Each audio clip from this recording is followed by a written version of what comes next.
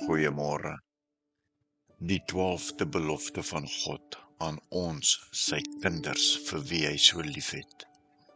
Ja, ek is 'n kind van God. Hoe weet ek dit verseker? Want God Almagtig sê dit deur sy woord en sy gees in Efesiërs 1:7 aan my en aan jou.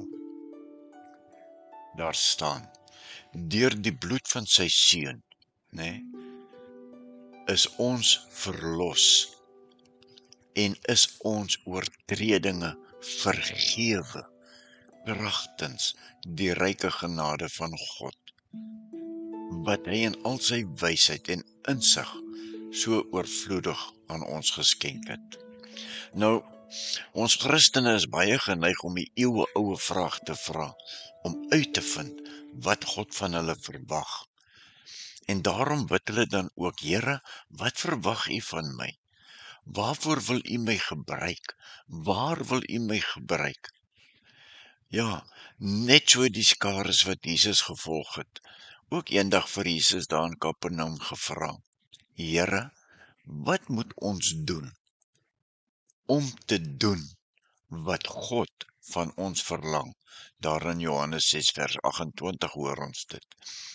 En Jesus antwoord hulle in een kort sin: daar is maar net een ding wat God van julle verlang.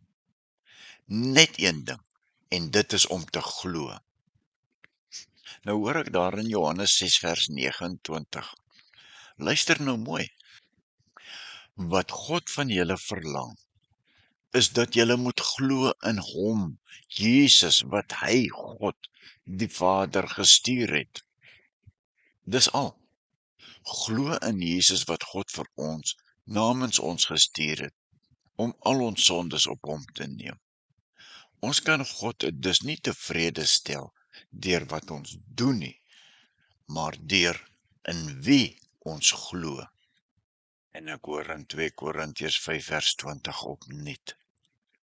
As ou Paulus sê, en ek staan langs Paulus: ons smeek julle namens Christus, aanvaar die versoening met God, wat hy bewerk het.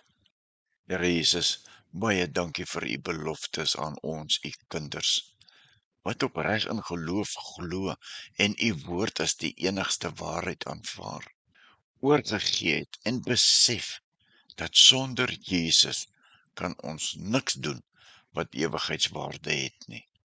Amen.